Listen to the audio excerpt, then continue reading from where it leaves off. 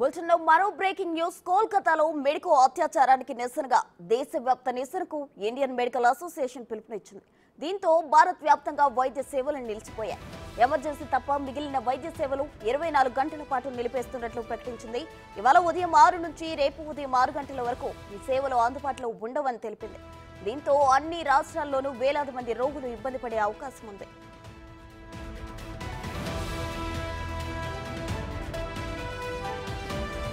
వృత్తి స్వభావం వల్ల వైద్యులు, మరీ ముఖ్యంగా మహిళా డాక్టర్లు దాడికి గురయ్యే అవకాశాలు ఎక్కువని ఐఎంఏ తెలిపింది. ఈ కారణంగా హాస్పిటల్స్, వాటి పరిసరాల్లో వైద్యులకు అధికారులు భద్రత కల్పించాలని డిమాండ్ చేసింది. అంతకుముందు కోల్కతాలోని ఆర్జీ కార్గ్ ఆసుపత్రిపై దుండగులు దాడిని ఐఎంఏ ఖండించింది. మరోవైపు ఢిల్లీలోని ఎయిమ్స్, సఫ్దర్గంజ్లోని ప్రధాన ఆసుపత్రులకు చెందిన కొందరు వైద్యులు నిర్మాణ్ భవన్ వద్ద నిర్వహిస్తున్న ధర్నా 5వ రోజుకు చేరింది.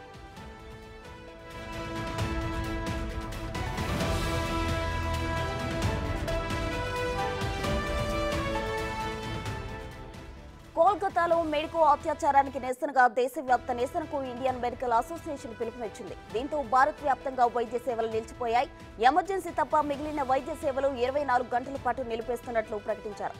ఇవాళ ఉదయం 6 నుంచి రేపు ఉదయం 6 గంటల వరకు ఈ సేవలు అందుబాటులో ఉండవని తెలిపింది ఐఎంఏ. దీంతో అన్ని రాష్ట్రాల్లోనూ వేలాది మంది రోగులు ఇబ్బంది పడే అవకాశం కనిపిస్తుంది.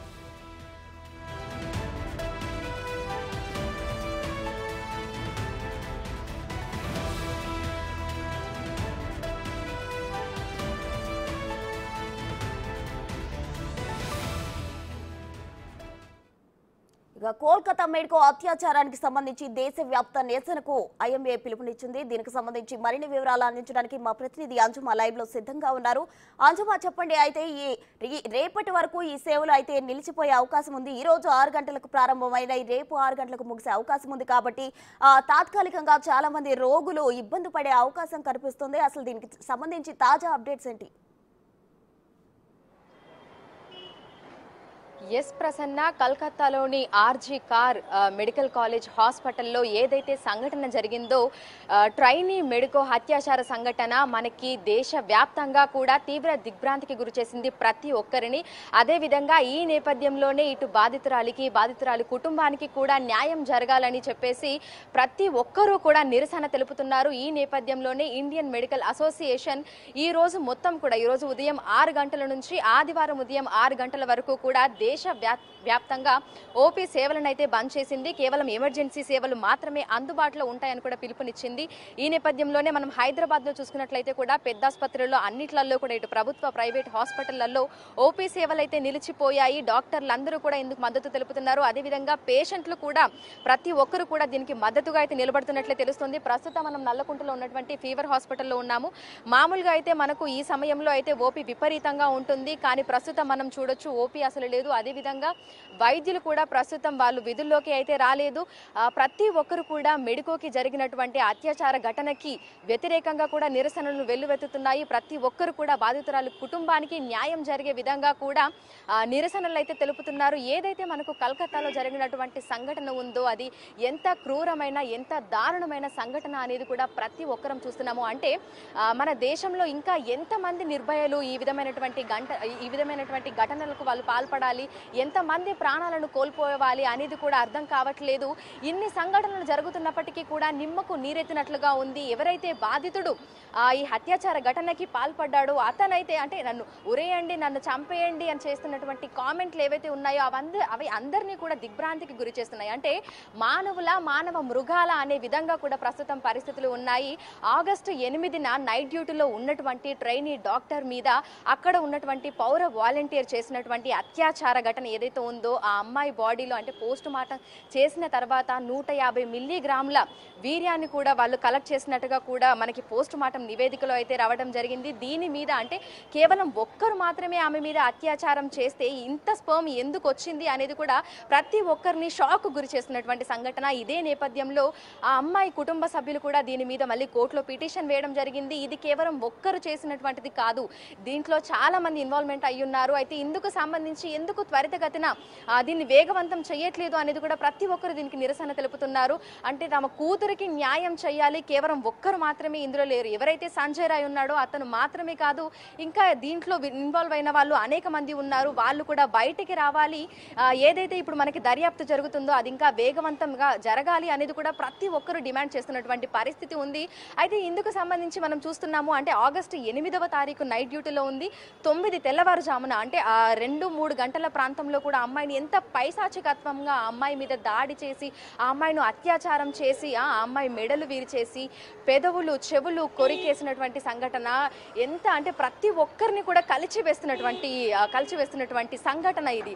ప్రతి ఒక్కరు కూడా కేవలం డాక్టర్లే కాదు, ప్రతి ఒక్కరు కూడా ఆ అమ్మాయికి న్యాయం జరగాలి అని చెప్పేసి దేశవ్యాప్తంగా మనకి ఎక్కడికక్కడ ఇటు సోషల్ మీడియా ద్వారా బయట ఎక్కడికక్కడ మనం చూసినట్లయితే కూడా నిరసన సెగలు అనేవి దేశవ్యాప్తంగా మనకు కనిపిస్తున్నాయి. అయితే ఇన్ని రోజులు అవుతున్నప్పటికీ కూడా దర్యాప్తు ఇంకా వేగవంతం కావట్లేదు. ఎక్కడో ఏదో జాప్యం జరుగుతోంది.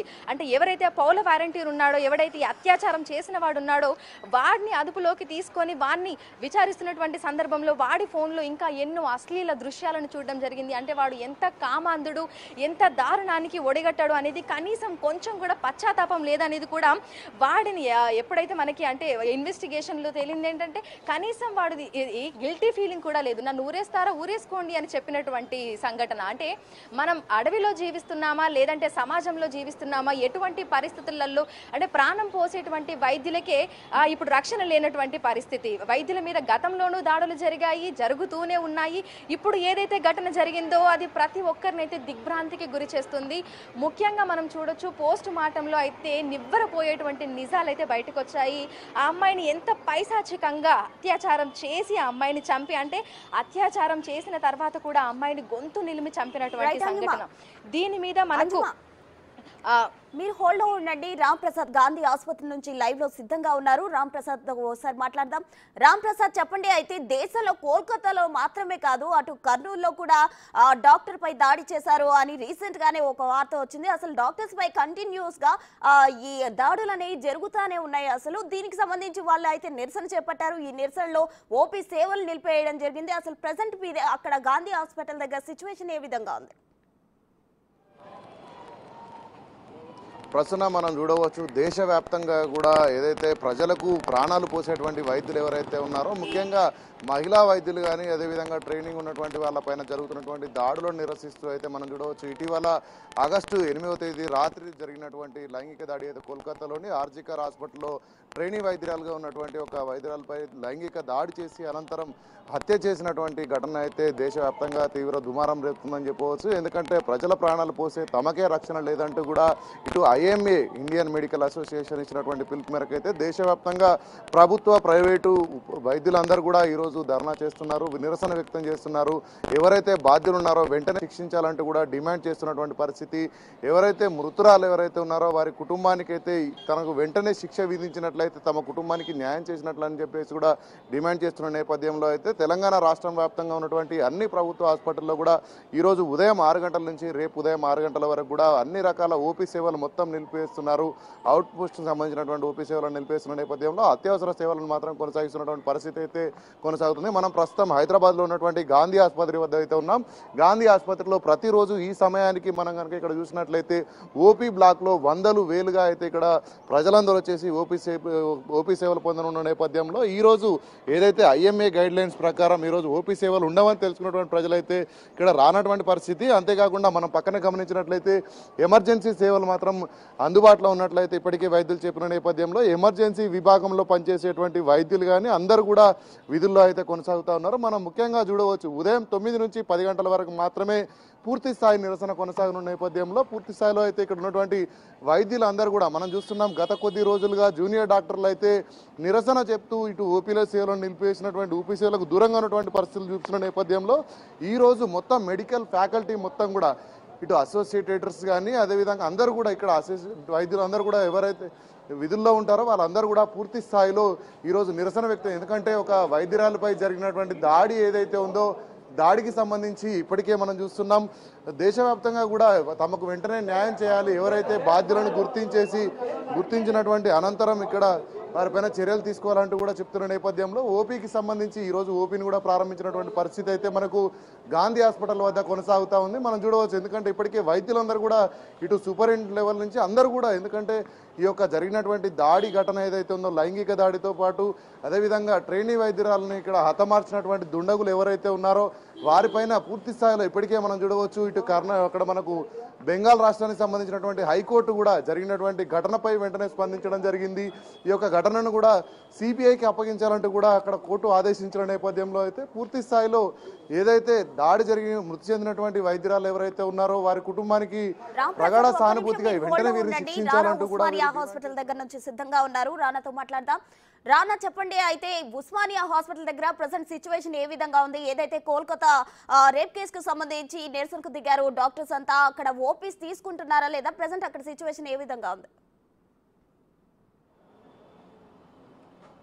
సో ఉదయం నుంచి కూడా ఓపీ సేవలు ఆల్మోస్ట్ అన్ని కూడా బంద్ ఉన్నాయి. ఎందుకంటే ఎగ్జాక్ట్గా ఈ సమయానికి చాలామంది ఓపీ వద్ద కూడా చిట్టీలు తీసుకుని వారు వైద్య సహాయం కోసం వెళ్తున్నారు. కానీ నిన్న ఉన్నటువంటి వారు మాత్రం కొన్ని ఓపీ సేవలు అనేది కొనసాగుతున్నట్టుగా మనకు సమాచారం. అయితే ఆల్మోస్ట్ ఎమర్జెన్సీ సేవలు మాత్రమే ఇప్పుడు ఇక్కడ కొనసాగుతున్నట్టుగా మనకు సమాచారం అవుతుంది. మిగతావన్నీ కూడా అన్ని క్లోజ్ చేశారు. ఎందుకంటే నిన్ననే కూడా చాలామందికి వైద్య సిబ్బంది కూడా చెప్పడం జరిగింది, రేపు దాదాపు 9 గంటల వరకు 10 గంటల వరకు కూడా ఓపీ సేవలు బంద్ చేస్తున్నామనేసి కూడా వారు చెప్పడం జరిగింది. ఎందుకంటే ఆల్టర్నేట్ కూడా కొంతమంది చూసుకోమని చెప్పారు. ఎమర్జెన్సీ వారు మాత్రమే మేము అడ్మిషన్ చేసుకుంటాం, మిగతా వారికి సంబంధించిన విషయంలో యథాపలంగా కూడా వాళ్ళకి వైద్యం చికిత్సలు అనేది కూడా జరుగుతాయనేది కూడా ఇప్పటికే చెప్పినటువంటి పరిస్థితి కాబట్టి ఇప్పుడు మనం ఓపీ రిజిస్ట్రేషన్ సెంటర్ దగ్గర ఉన్నాం. ఈ సమయానికైతే చాలా మంది ఉంటారు, వెయిట్ చేస్తారు.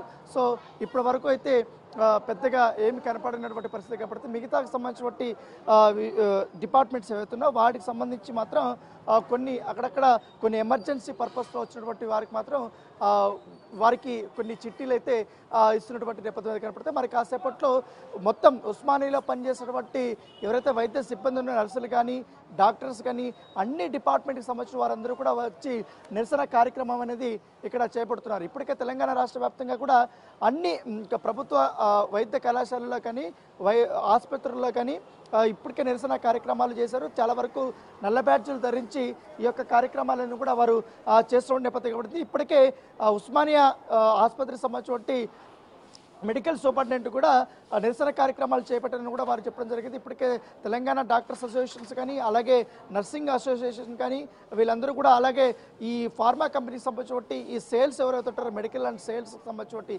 అసోసియేషన్ కూడా వీళ్ళందరూ కూడా ఇప్పుడు నిరసన కార్యక్రమాలు అనేది కూడా వారు చేస్తున్నారు. ఎందుకంటే ఇట్లాంటి దాడులు చాలా ఎక్కువ అవుతున్నాయి, చాలా పునరావృతం అవుతున్నాయి. మొత్తం దేశవ్యాప్తంగా కూడా వైద్య రంగం అంతా కూడా ఇప్పుడు ఒక్క తాటిపైకి వచ్చినటువంటి రోజు కాబట్టి ఖచ్చితంగా ఇక మీదటిగానే ఏ హాస్పిటల్లో కానీ ఏదైనా కూడా వైద్యుల మీద కానీ నర్సుల మీద కానీ వైద్య సిబ్బంది పైన కానీ దాడి చేస్తే వితిన్ 6 గంటల్లోనే వారిపైన కేసు నమోదు చేయాలి, వారిని కఠినంగా శిక్షించాలంటూ కూడా ఇప్పటికే ఇండియన్ మెడికల్ అసోసియేషన్ కూడా డిమాండ్ చేసినటువంటి నేపథ్యంగా పడుతుంది. వారు డిమాండ్ చేసినట్టు తగ్గట్టుగానే మొత్తం దేశవ్యాప్తంగా కూడా గతంలో ఏ ఒక్క ఉద్యమం చేసినంతగా ఈసారి చాలా కలిసికట్టుగా ప్రతి ఒక్క ప్రైవేట్ హాస్పిటల్ కానీ గవర్నమెంట్ హాస్పిటల్ కానీ అందరూ కూడా ఒక్క తాటిపైకి వచ్చి ఈ యొక్క నిరసన కార్యక్రమాలు అనేది కూడా చేస్తున్నటువంటి నేపథ్యంగా ఏర్పడుతుంది. ఎందుకంటే ఇటీవల కొన్ని సంఘటనలు కూడా చూసాం మనం.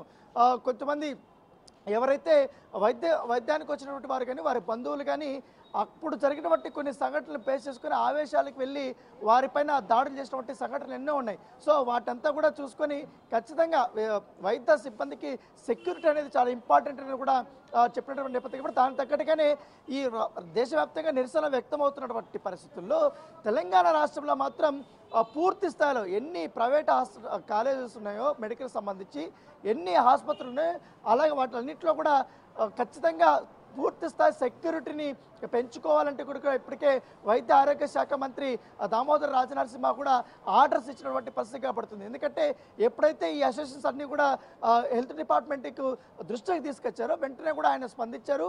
ఇటు ప్రైవేట్ ఏదైతే గాంధీ కానీ నిమ్స్ కానీ అలాగే నిలోఫర్ కానీ ఉస్మానియా కానీ ఇవంతా కూడా చాలా ప్రముఖంగా వేలాది మంది వీళ్ళందరూ కూడా వస్తుంటారు కాబట్టి దానికి తగ్గట్టుగానే చర్యలు తీసుకోమని కూడా చెప్పినట్టు పరిస్థితి కనబడుతుంది. Right Rana, thank you Ram Prasad, thank you అంజుమా.